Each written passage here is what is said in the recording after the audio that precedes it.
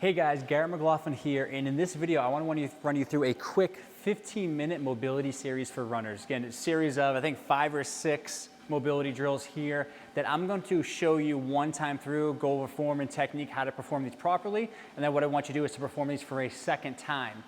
This should take about, I would say 10 to 15 minutes or so, but let's see as we get into it. First drill we're going to do is this called sideline thoracic rotation. So thoracic spine, middle to upper portion of the back, an area that's very important in terms of posture, form, being in a nice upright tall position and not being hunched forward, which we typically are from using a lot of technology, sitting at the desk. So if you start in a sideline position, knees are going to be flush here. We don't want that top leg ever to slide backwards. Keep those knees flush and then just come back and rotate through that top arm. Just gonna sit here anywhere from 30 to 60 seconds. Nice deep breaths as you breathe. Exhale. Allow that top arm to rotate further towards the ground. But you'll notice as that arm rotates, and I'm really stretching and mobilizing through the thoracic spine, this knee wants to shift backwards. You can see we kind of have a staircase here, some steps. We want to keep that knee forward so we're not rotating through the lower back. It's just isolating through the middle to upper portion of the spine. 30 to 60 seconds sitting there. And then just to show you the other side so you can see what that looks like. Kneecaps are flush here. And then you can see here, looking at what tightness looks like in the thoracic spine. See all the space I have between my arm and the ground. Some of you will notice you'll be able to drop right down to the floor. It won't be too difficult. Others, it will be a little bit more challenging. Don't worry about where the hand is in relation to the ground. It's really the shoulder. So some people have a lot of shoulder flexibility, and they're doing this and saying, okay, that's easy, but the shoulder is 6 to 10 inches up. We really want to rotate from the mid-upper portion of the back to get the top shoulder down to the ground. So that's our first drill, performing anywhere from 30 to 60 seconds per side, depending on how tight you are. Next up, exercise or drill called the iron cross. So if we're out here laying legs straight, arms out, now we're looking at hip, lateral hip, and a little bit through that lumbar spine area. We want to try to keep the shoulders across on the ground. To some degree, they're going to lift off just a little bit, but we don't want to prevent the whole body from twisting as we do this one. All you're going to do from here is come up a couple different ways. We can go the long way up and around, and then just kind of tapping the toe down to the ground. And then as you switch over, we're just going to alternate side to side. Try to keep that leg somewhat straight. Some other people like to come up and then over. Your choice on how you want to perform this one, as long as you're getting to that end position where you're challenging that hip range of motion. So we're just gonna go through 5 per side, lifting up, coming over and up. You can see here as that arm starts to lift off the ground, that means I'm going too far with the leg, so you might not go as far. For some of you, it might be this, while others can get that leg all the way up there, okay? 5 repetitions per side, and just rotating through the iron cross. Okay, so next drill, half sit with rotation. A little bit tricky, not anyone's favorite drill to perform besides my own, but what you're going to do is just set up in what's called the half sit position. You can see here, right knee bent, the heel is kind of between the legs, left leg is bent, heel is to the butt. So I'm in the half sit or the V sit position. No arms or hands on this one. Assist if you need to because it's your first time doing it, but once you feel comfortable with the drill, you want to try to use the hips and the lower body to create that movement and mobilize here. So looking at internal, external rotation throughout the hips, a little stretch through the quads as well, being in this flex position. And also you'll see we have some thoracic rotation as well. Kind of drive up, forward through the hips, turn, rotate the shoulders, sitting down. See, this is where I said no hands. Swiveling around with the legs, driving up, hips forward, turn, and rotate. So we're going to do 5 on each side. So this is 2. Can use the legs to create that motion. We're actively moving throughout the range of motion. So you have some dynamic mobility as opposed to your static where you're just sitting in that same position and holding. Okay, I'm gonna go 2 more. Actually do all 5 here. Really big turn from the upper back, shoulders, eyes looking the direction the body is facing, okay? Specifically the shoulders. Last one, each side.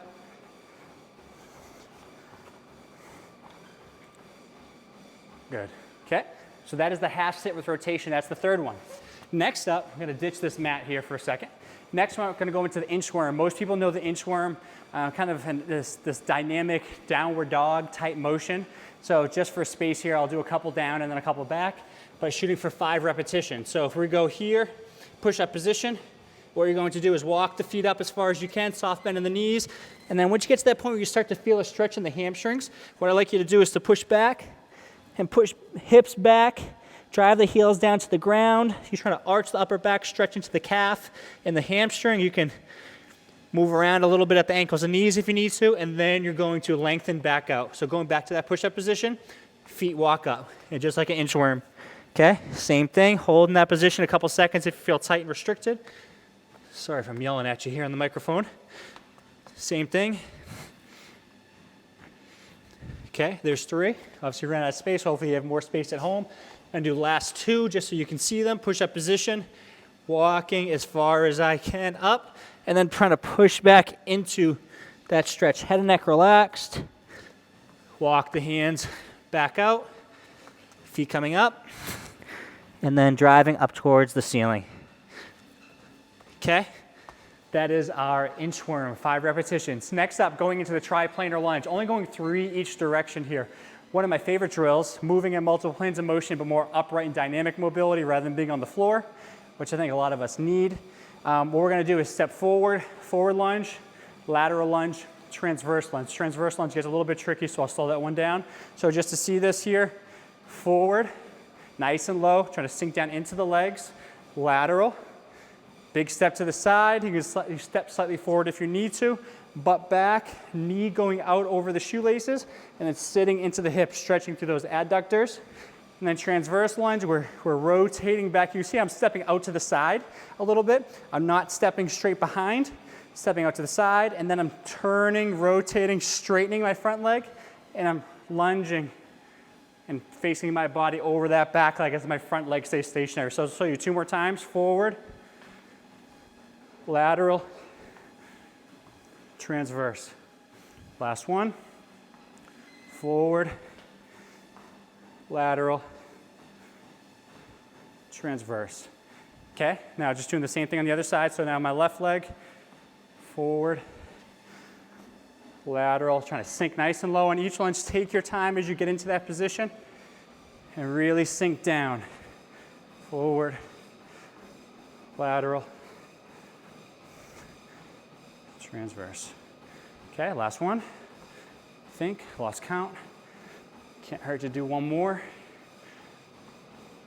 Transverse, okay? After that last drill, now focusing on the neck. One area most runners tend to neglect, especially what's going on now. Most of you are at home, looking at phones more often, checking Facebook, checking the news, a lot of crazy stuff going on. So making sure we work on flexibility, mobility around the cervical spine is important. So this is called cervical CARs, or controlled articular rotations. What we're gonna do here is pretty much trace this full range of motion at the neck and then reverse it. So what I like to do first is hands behind the back. You're just grasping comfortably, hands here, not pulling in any way. Just come back and then just lightly squeeze your shoulder blades back, okay? All we're gonna do first is chin to chest, trace the collarbone around to the corner towards the shoulder, tilt the head backwards, and then we're gonna start to really extend through the neck, look up at the ceiling, come around to the corner of the shoulder or the collarbone, and then trace over to the center. And then we're gonna reverse that, collarbone out to the side, tilting, extending, up and around, come back.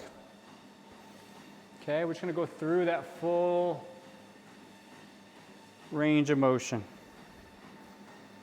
A nice rotational movement at the neck. You'll notice some spots for that range of motion are going to be tighter than others.